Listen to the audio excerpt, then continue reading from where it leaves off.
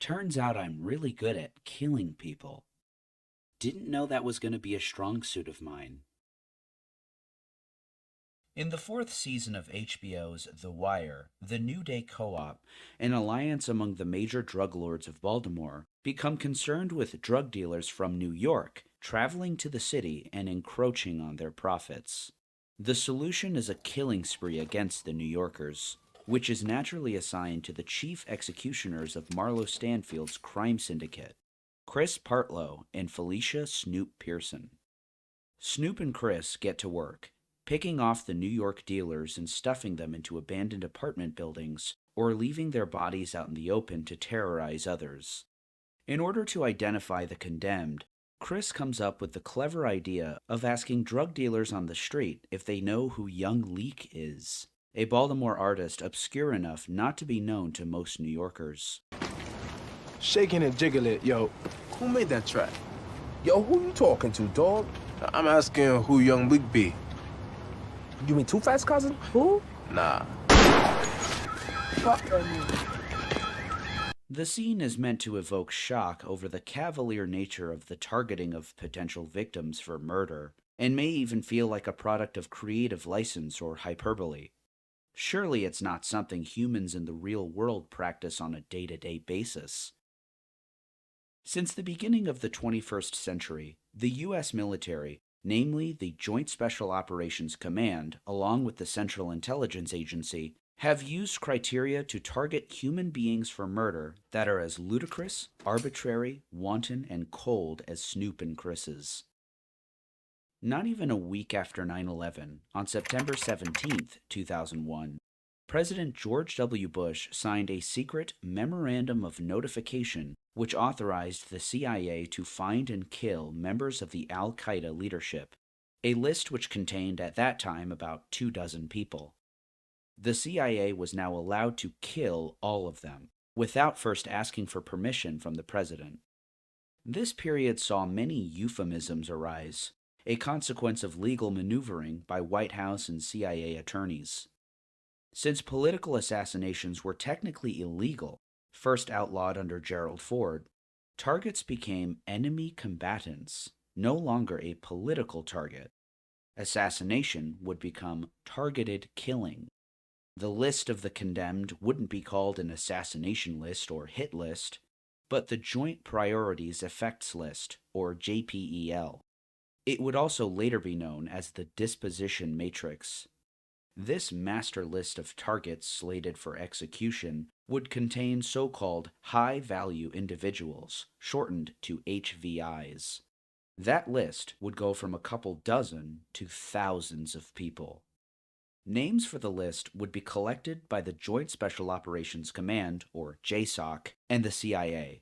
Then, a 500-strong team at the CIA's National Counterterrorism Center, known as the CTC to insiders, would synthesize them into one long list. Beginning under the Obama presidency, every Tuesday in the White House Situation Room, national security advisors and the president would be briefed on additions to the list. There, they would decide who lived and who died. As reported by Joe Becker and Scott Shane for the New York Times, the list resembled a high school yearbook, containing mugshots and brief biographies. At the time, the list even contained a 17-year-old girl. Slideshows and PowerPoint presentations made the case for the nomination of a new name, and that person's subsequent extinction. Reading about Waziristan, in the federally administered tribal areas of northwest Pakistan, is like watching an episode of Black Mirror, except this isn't somewhere in the distant future. The dystopian triumph of machine over man has been happening there for decades. Much like how the Hmong in the mountains of Laos had to change their daily routines under the U.S. bombing campaign, the men, women, and children of Waziristan have had their entire lives change. As described in a report by Stanford Law School and the NYU School of Law, drones hover 24 hours a day over northwest Pakistan and strike homes, vehicles, and public buildings without warning, terrorizing the civilians that live there. The people have exhibited acute anxiety and psychological trauma from the constant worry that at any moment a missile may be launched at them. To avoid being targeted, citizens have avoided gathering in large groups so that weddings, funerals, and other community events have all but disappeared. Parents fear bringing their children to school, and some are now homeschooled. An American journalist would provide a rare glimpse into life under drone warfare. While researching for a book in 2008, David Rode would be kidnapped by the Taliban and taken to the tribal areas where he was held for 7 months.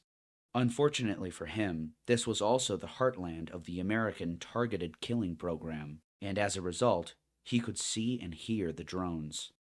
The drones were terrifying. From the ground, it is impossible to determine who or what they are tracking as they circle overhead. The buzz of a distant propeller is a constant reminder of imminent death. Drones fire missiles that travel faster than the speed of sound. A drone's victim never hears the missile that kills him. Rode was nearly beheaded after a missile fired from an American drone hit an area just dozens of yards away from where he was held, which killed 7 people. Waziristan and the tribal areas are an al-Qaeda stronghold and contained many in the senior leadership. The Arab al-Qaeda would be hard to distinguish from the almost entirely Pashtun population in the region, especially when viewed from the laggy camera aboard a Predator drone, which had a visual acuity of 2200 vision, which, by the way, is considered legally blind for drivers in the United States. In order to locate a target for a Hellfire missile, the ants on the ground would have to display so-called signatures, based on so-called patterns of life. In fact, the CIA and JSOC maintain algorithms to identify behavioral characteristics that, once displayed, are grounds for termination. What these characteristics are have never been made fully public. Among them, though, is urinating. After it was made apparent to the Americans that Pashtun men stand while they pee and Arab men squat, the behavior was incorporated into the targeting algorithms. Arab men identified through their method of peeing would be vaporized. This so-called signature strike, which has also been called the terrorist attack disruption strike, is a major shift from the standard for targeted killing that came before it. When the targeted killing program was underway under the Bush administration, assassinations were conducted through what's called a personality strike. Using this method, a target would have to be first positively identified through intelligence. Persons killed on a personality basis would have to be among the names in the kill list. It was under the Obama administration, through sustained lobbying, particularly from CIA Chief Michael Hayden, that the signature strike was born. In a signature strike, the identity of the person did not have to be known beforehand. This would become the vast majority of drone strikes. This is precisely the reason why citizens in northwest Pakistan are so terrified of gathering in groups.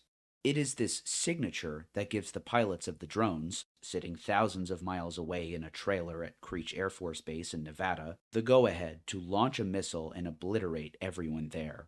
There's a reason that these strikes are also known as crowd killings. And just when a crowd of people has been hit, those maimed, killed, and injured have increasingly become unable to be helped at the scene. Following the dawn of a new method of drone war, comprising the third ugly category of drone strikes, known as the double tap strike. The double tap strike is defined by bombing a target, then waiting anywhere from 5 to 30 minutes after first responders, relatives, and civilians arrive to help the wounded, then bombing the area a second or even third time for more kills. Double tap strikes arose under the Obama administration, beginning as early as 2009. This style of attack is almost certainly a grave violation of the Geneva Conventions of 1949, in which Article 3 prohibits targeting civilians, the wounded, and militants who have been injured and unable to fight. And for those of you who don't care about international law, grave breaches of the Geneva Conventions are illegal under U.S. law, as enshrined in the War Crimes Act of 1996. Under this law, Barack Obama is almost certainly indictable in a U.S. court. Though the targeted killing campaign is chiefly an undertaking of the CIA and JSOC, the program relies heavily on information gathered by the NSA, which was revealed through Edward Snowden's leak of documents in 2013. For example, as reported in the Washington Post, the trove of documents revealed that when the NSA intercepted an email sent by Hassan Gul's wife, the data was used to locate him, where he was killed just days later by a drone strike. But the principal means of locating targets for death is through cell phones. There are three main ways that law enforcement and intelligence agencies can track you through your cell phone. Number one is through your network. Basically, your phone communicates with surrounding cell towers, even when it isn't being used, in a process called registration. Agents can simply go to the service provider and get this information, which can be used for triangulation. Number two is GPS. Simply put, most phones today contain GPS technology. The third method doesn't require going to the service provider at all.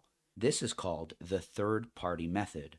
This method uses surveillance technology, one of which is called the IMSI catcher, also known as triggerfish or stingray. This device, developed by the NSA, mimics a cell tower, allowing a nearby cell phone to communicate with it, which reveals the cell phone number and IMSI, allowing it to be tracked in real time, even from miles away. This device became central to JSOC and CIA manhunts. It's even small enough that it can fit into a backpack, so that an officer can strap it to their back and walk past a building, grabbing the phone numbers of everyone inside. They can also be mounted into the pod on a Predator or Reaper drone. True to its name, a Reaper drone can glide through the air using its pod mount to ping the cell phone of a would-be victim, then stream video of the unlucky individual to a small crowd sitting in Florida and Nevada who will enthusiastically cheer on their subsequent destruction. On February 21st, 2010, a Predator drone flying over Afghanistan would guide a helicopter gunship attack on multiple vehicles, based on what they had seen on their computer screens.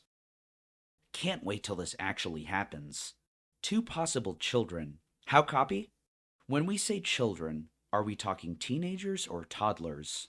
I would say about 12. Not toddlers, something more toward adolescents or teens. Yeah, adolescents. 12 to 13 years old with a weapon is just as dangerous. After pummeling the vehicles, it became clear the intelligence they had gathered through the Predator's camera, which travels up to a satellite more than 22,000 feet into the air, down to a ground station in Germany, then through fiber optic cable through Europe, the Atlantic, and the continental US, wasn't the most reliable. In reality, the militants were actually civilians, and 23 of them would be killed that day. What are those? Women and children. There are various reasons why the drone program has likely killed far more innocent people than the government is willing to admit. Take the so-called MAM designation, which stands for Military Age Male, meaning anybody 13 years and older in a designated hostile area is deemed to be a target. Screeners said at least one child near SUV. Listing MAM, that means he's guilty. Or the now notorious Obama administration policy of naming everyone in the vicinity of a drone strike as an enemy combatant unless proven otherwise.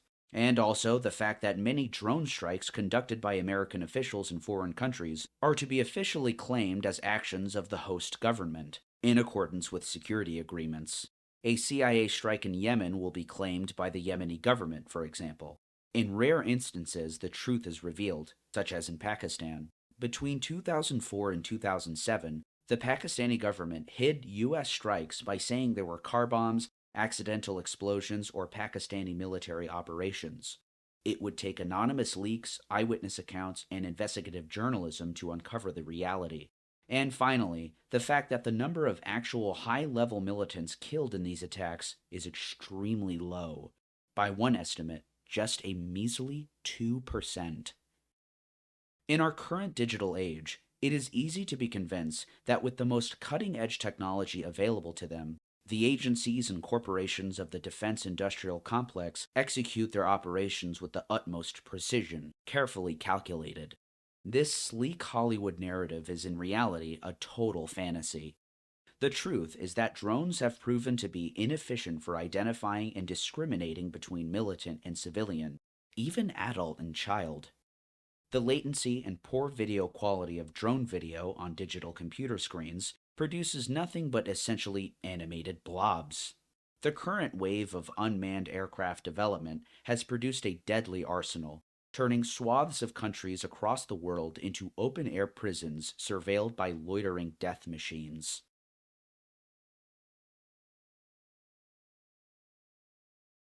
I need your help. This channel relies on donations and patrons. YouTube hardly monetizes my videos. I am humbly asking those who have the means to consider giving me a donation. I have a link for donations in the description right now. Also, you should absolutely join my Patreon, which is also in the description. The cheapest option is just $1, and you get full access to exclusive content and my Discord server, where everyone is very cool and we talk about video ideas all the time. And if you have the means to do so, please consider donating, be it $5, $10, or more, whatever you can afford, and if you can't, please don't do it. If you can, it would be an enormous help, and I'd be forever grateful. Thank you so much to my patrons, I love you all, and I'll see you for my next video.